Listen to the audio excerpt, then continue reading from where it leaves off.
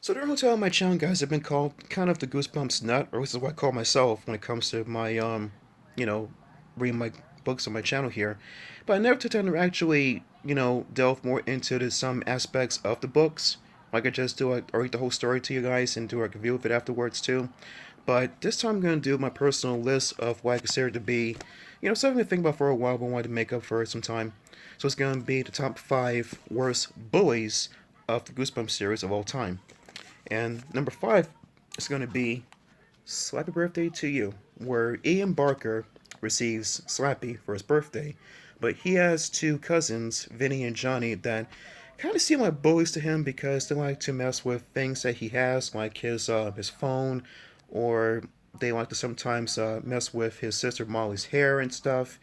And uh, when they have a talent show one day, they um, try to act like they're all bad and stuff. They're going to win the contest and stuff. It's a family contest. It's no fucking big deal. But anyway, when Ian brings Slappy to the show and he tries to perform with him, of course, Slappy starts um, making fun of his family. Of course, it's because of his two cousins accidentally, not really, repeating the incantation to bring Slappy alive.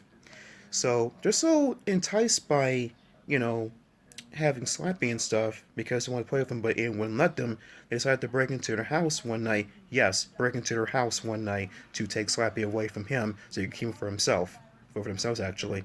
And then uh, when Slappy decides to come alive to them, he already is alive, but he decides just bide time until it's time to just bring his true intentions on the two brats actually, and they try to they can't believe that he's alive, and they try to get rid of him and stuff somehow. Um, but he gets their comeuppance on him in some kind of way that I really do enjoy. I know Cyber's a villain sometimes, but those two brats are just really jerks that really got what they deserve when they tried to return back to Ian's house and they try to go to the garage to sneak in, and then Slappy traps him in the garage, and it's a very funny scene where he sends the garden tools and they're flying all over the place, and they get soaked with the water hose too, which I thought was very freaking funny. I will always think that about that certain part. But the reason why this book is kind of the lowest part of my list is because they do turn around to realize that they have a potential threat they have to get rid of, and they work together with Ian and Molly to take Slappy out. Well, let's be honest. No matter what you try to do with Slappy, he will never freaking stay gone. That bitch will always come back alive in some kind of way or form. And speaking of come back to any kind of way or form, here he is again, number 12, with my friend Slappy. Now, this one involves a kid named Barton Suggs. However, his two no, not friends at all. His two bullies, Travis and Kelly, freaking funny names, but anyway, they call him by his nickname Slugs in order to them. And they do like a lot of freaking mean things to him, like stick gum into his hat or sometimes step on his foot. And one time he went to his father's tattoo factory and they actually knocked him off the catwalk and sent him flying face first into a vat of hot chocolate, actually, which he's allergic to.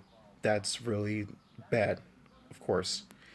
And he tries to freaking shrug off the whole thing about how they're jealous of him because his best friend Lizzie suggests that that's probably what they're doing, what they are with him. But no, they just are freaking brats. They just like to just mess with him because that's how they are.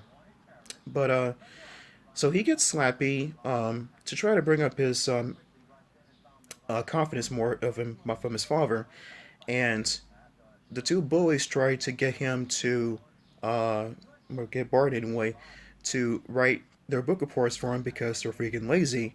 But they say that if he does it for them, they'll be nice to him again and they won't call him Slugs ever again. Now, the funny thing about this part is that they actually do call him Slugs again after he rejects um, their plea to make the reports for him because, of course, if you do, you're going to get expelled, of course.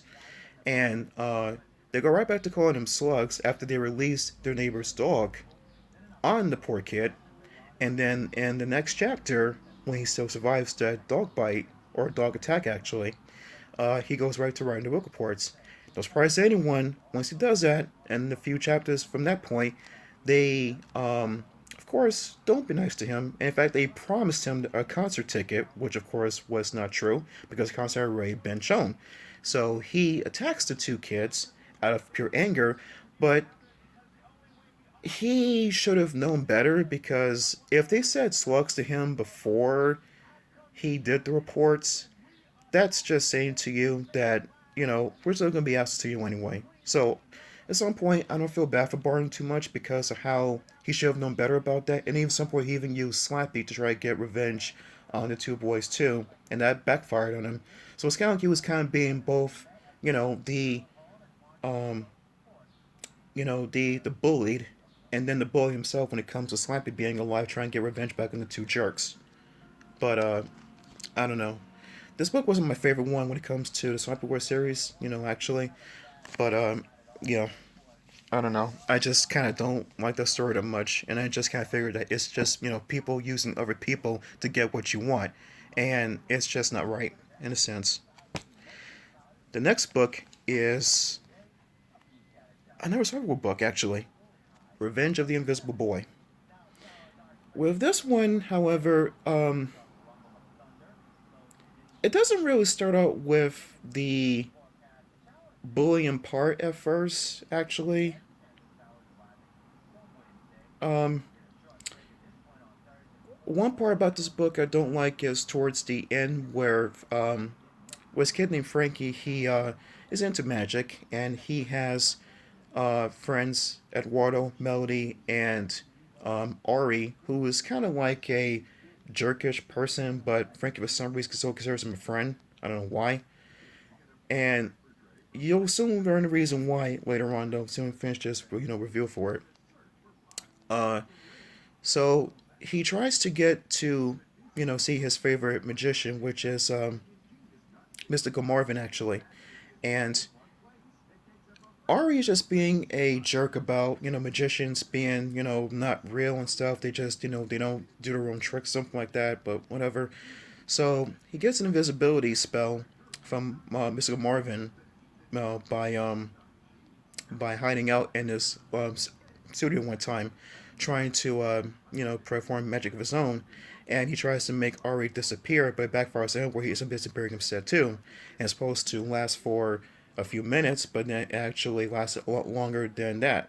But skipping past all the stuff though, uh, in the cafeteria part where he overhears when Frank's invisible, he overhears his friends talking about doing their own magic club without him.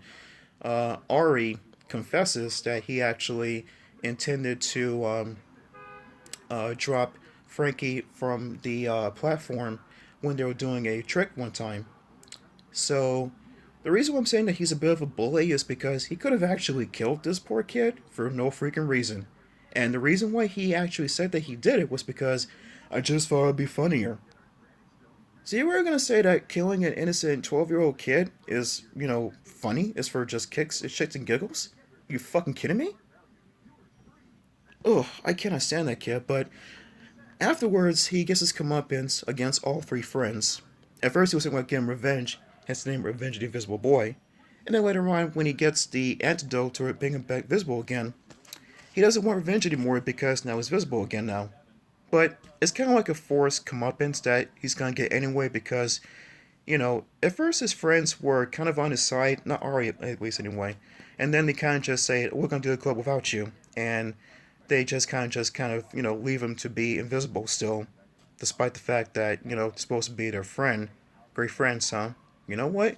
When you are mean to someone for so for whatever reason and stuff, you get what you get what you get back what you dish out, basically. The second book is, I wish I had the actual book though, but of course it's gonna be Calling All Creeps. If you can see the cover here, and with this one here, I'm pretty sure y'all know about the bullying that Ricky Beamer got from those jerks. Actually, the four uh, friends. No, not friends at all. What am I talking about?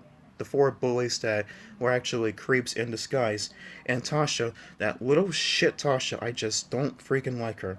I'm always going to think that she had more say about anything in the school than she ever did at home. And they just kind of figured that she can actually just run her reign because the school just wants to just kind of give things to anyone that they think is worthy of it. That's not really running a school. That's actually letting someone just be like a freaking tyrant to everyone else, especially a poor kid that, is just trying to just get through school life. It's bullshit, you know.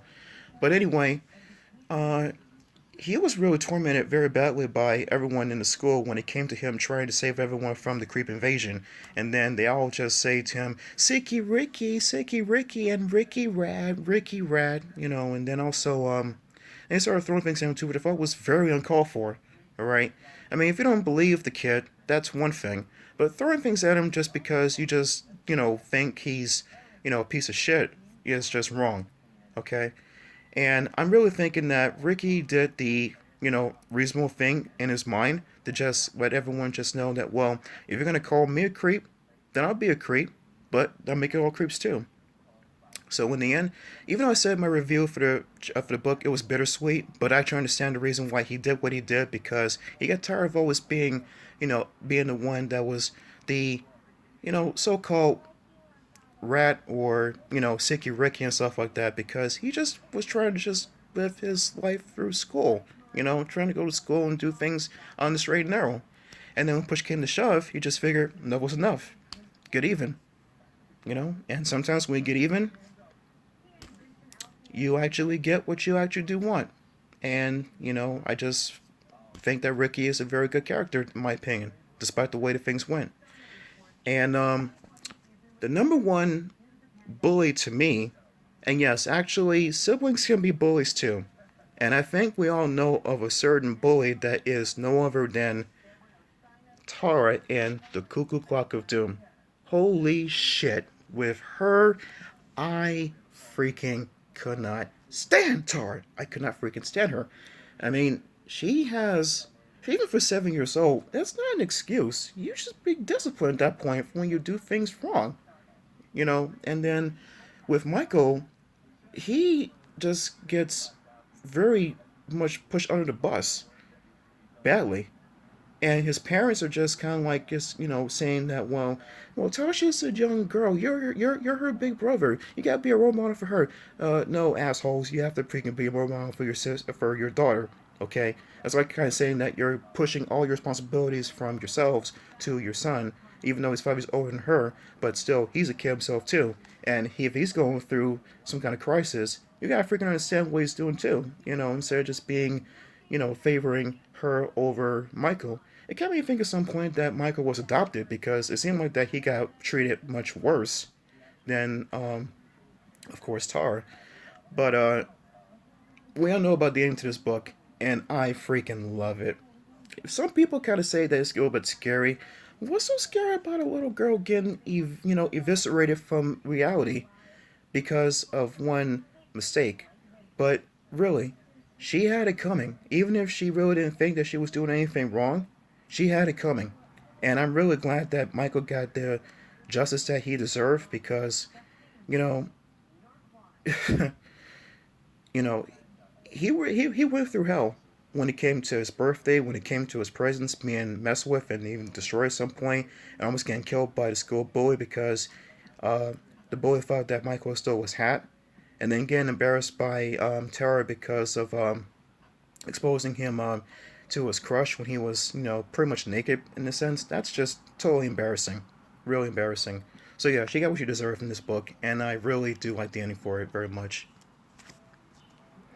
So guys, when it comes to bullies and stuff, they usually just act on just doing what they want to do because they figure that, well, either they're all big and bad and they can just do whatever they please, or some bullies just be like that because they figure that, well, they better do it before they can bully themselves too.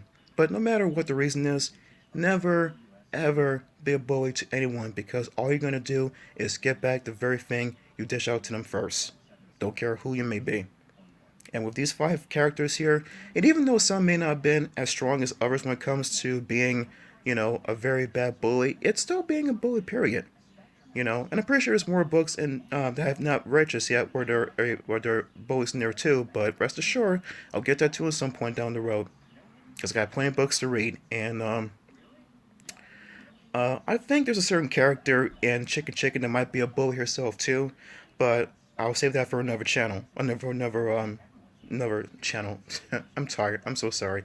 Another video, guys. All right, everyone. With that being said, I hope that you enjoyed the list. I hope that you kind of, understood what came from with my list, and if there's some characters I forgot about, um, leave a comment section down below of my channel, my video actually, and I'll get a chance to get to the book as soon as I can. And guys, with that, be this bitch John B. aka Switch talking to you. Have a good rest of the night. Take care, guys. Bye bye.